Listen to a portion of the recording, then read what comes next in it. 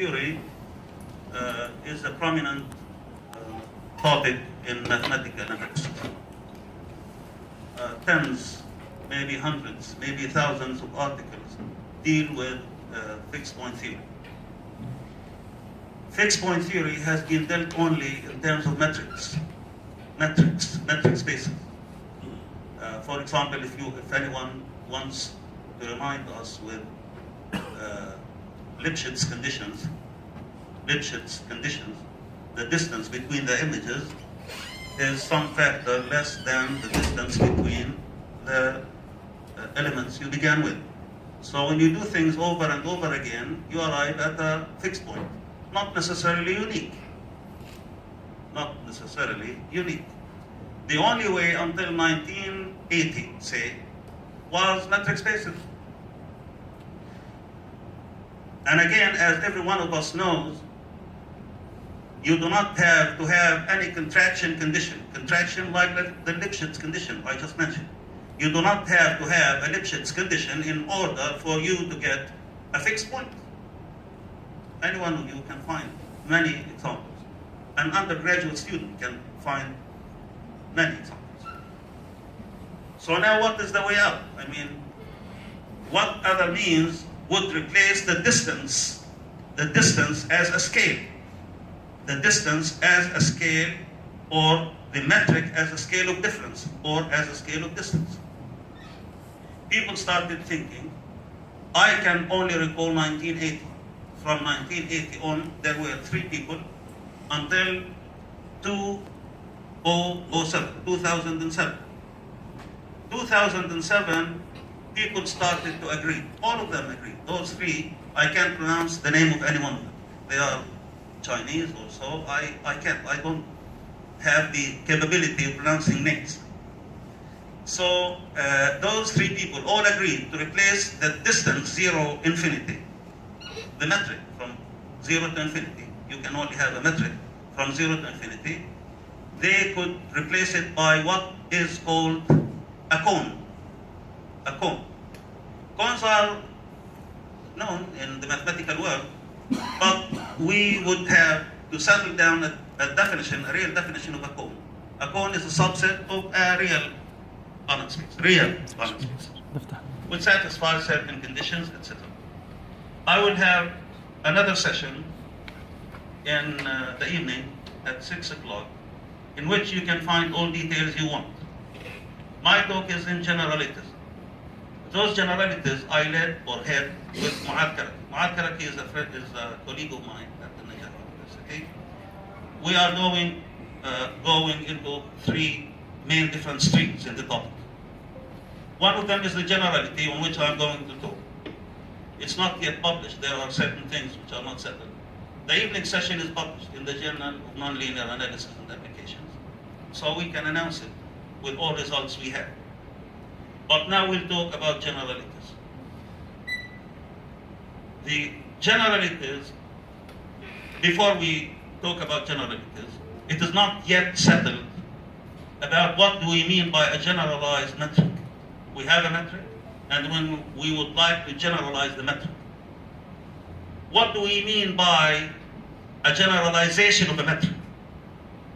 The way I think of it is when we go back to the convergence spaces, and people were able until like 1920s, 1930s, when they were able to describe all topological occurrences in terms of sequences.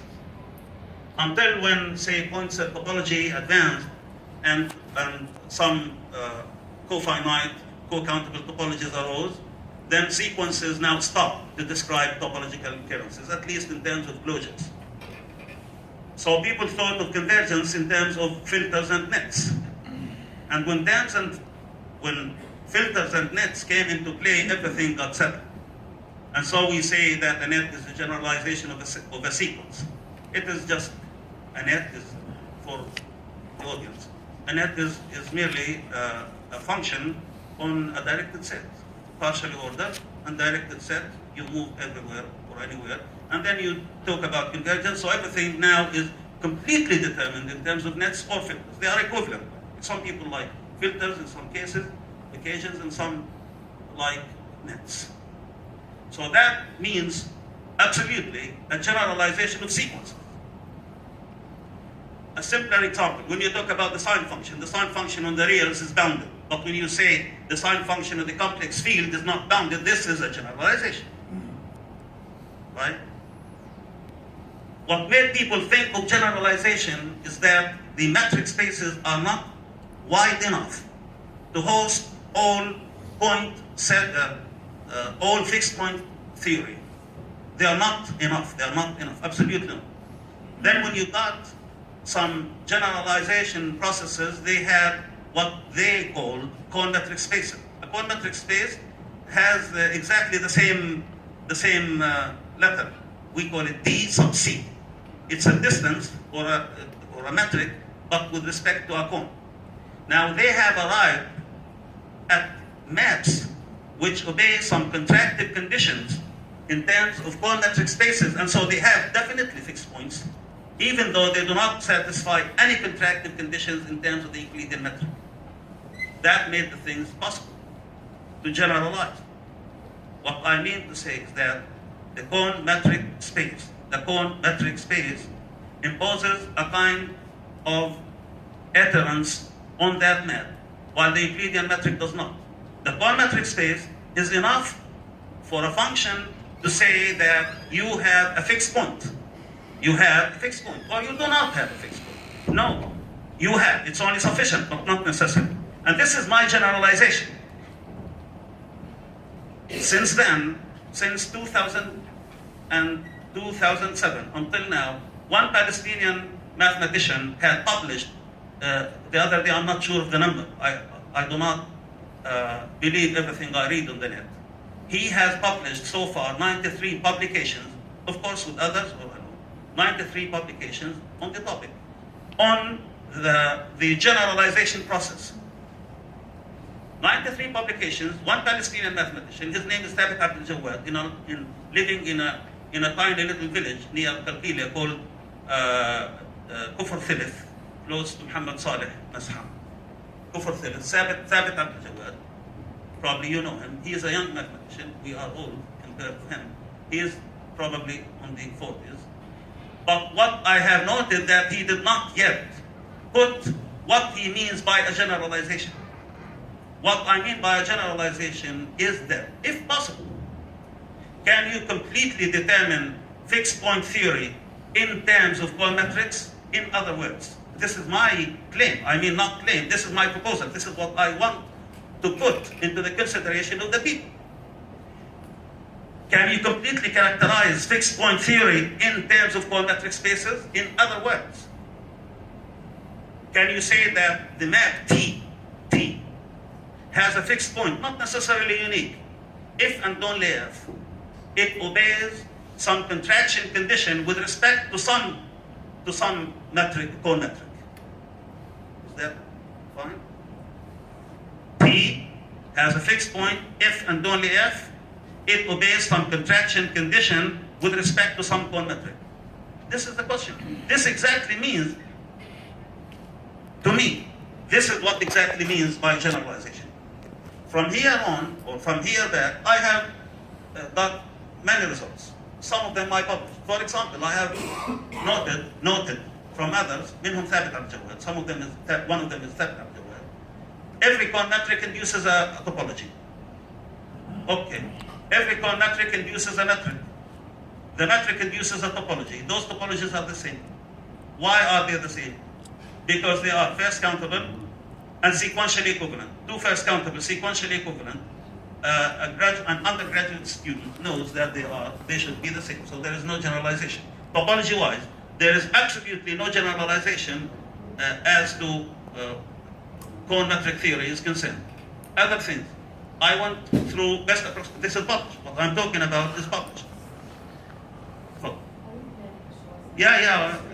that takes a few minutes. My talk is a little different. Maybe you don't like it, but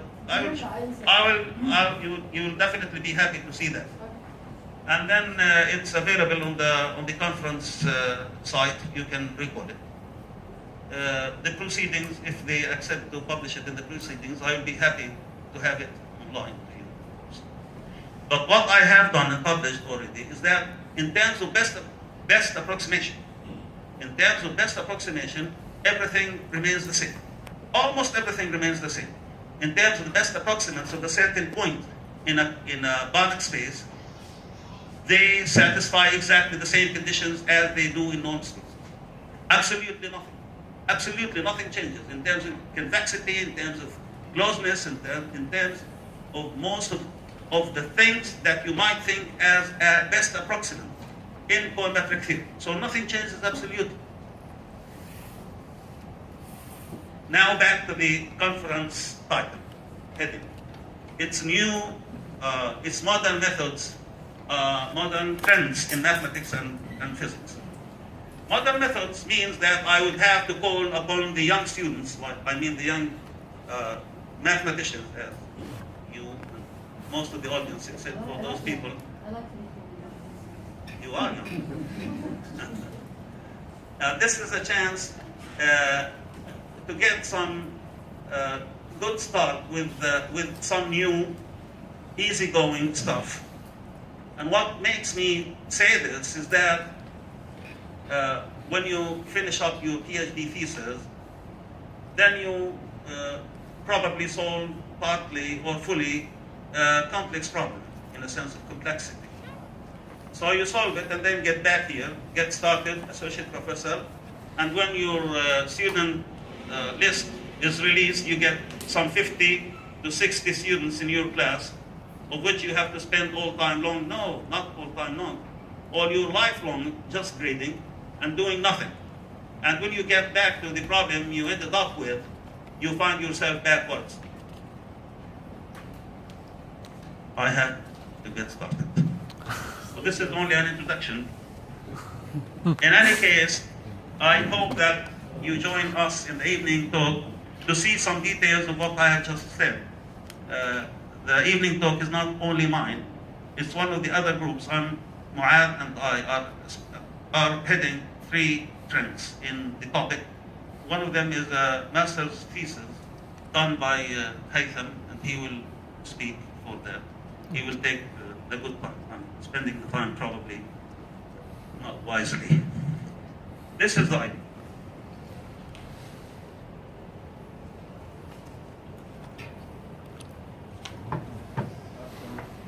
Can you see this?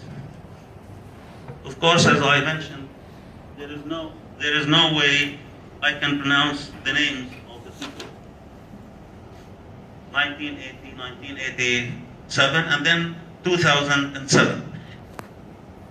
Every paper on cometric spaces starts with this as a reference. In other words,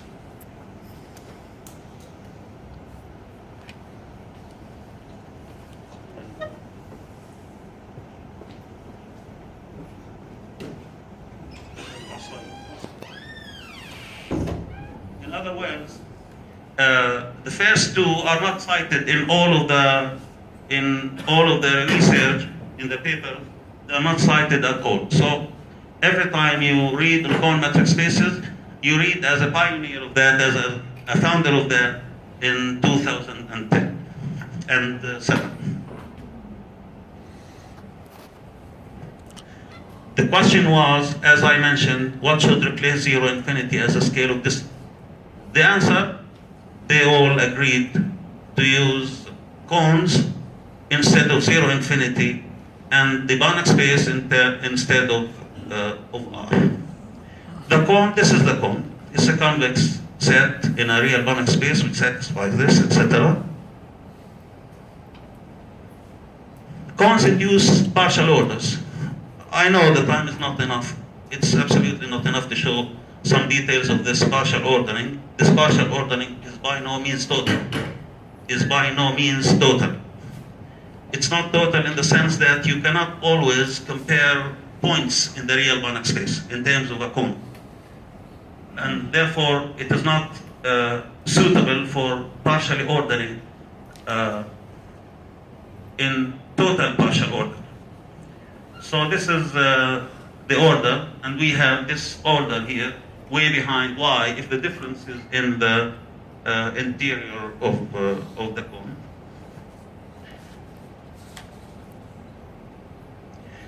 this is a question. Do cone metric spaces generalize metrics? To me, as I mentioned. Now, these are the tries. These are the tries of the people who tried to generalize. 2007, 2010, 2011, 12, 13, 14, 15, and myself in 2016. Where do we stand now? The question is not yet settled. It's not yet proven that I will be in just 1 minute, 4 minutes, 2 minutes. The question is not yet settled, but I hope that we can start like group-wise, for example, to see if we can do it. The key issue here is what's called the normal constant. The normal constant. If the cone is normal, everything works fine, absolutely as classical. If the cone is not normal, you will see this. And I will close with it. Look at this. Of course, I like this crossing sign because it is a crossing sign on our passports, checkpoints, etc. This is an example which shows that the sandwich theorem does not hold. You have a sequence, xn larger than or equal to 0, xn less than or equal to yn converges to 0, and on the left you have a 0, but xn does not converge to 0. Is that good enough? The sandwich theorem does not hold. This is one thing. This is because the cone is not normal. Normal means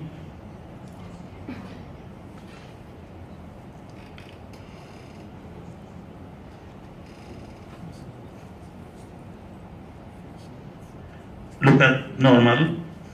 There is some constant k, so that when 0 is less than or equal to x less than or equal to y, then the norm of x is less than or equal to some constant, this constant multiplied by the norm of y. The least possible k is called the normal constant. Now my hope was that for every k larger than 1, we can have a cone with normal constant m equals k. That thing is due to negotiations with our colleagues. It's not yet settled. In the past 48 hours, I had the information that our proof was not correct. All you can say is that for every m, there is a cone constant larger than m, but not equal to m.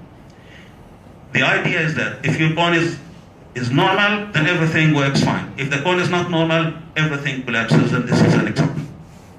Just one other example, and I've finished. We conclude with this example. Time is up. This is a function. This is a function working on an awkward subset of R squared. It obeys this contracted condition in terms of the cone metric, but it doesn't obey any contracted condition in terms of the Euclidean metric. So it has a fixed point, rather unique fixed point, but no Euclidean norm can help us. I'm sorry, I have to finish up. Thank you. Shukran. Wassalamu alaikum. I would like to thank Dr. Hakawati for this talk, and of course, once again, I'm sorry because we have to cut actually some talks short, and also the questions and the comments, and the problem is that we're running out of time. That's why we have to do that. And of course, once again, as a reminder, invited talks are 20-minute talks, and plus, of course, 5 minutes for questions and answers, and the other talks are for 13 minutes, and of course, the remaining 2 minutes are for questions and answers. So, the last talk for today is a 15-minute talk, 13 of them for the talk, and the 2 remaining minutes are for questions and answers. And this talk is for Dr.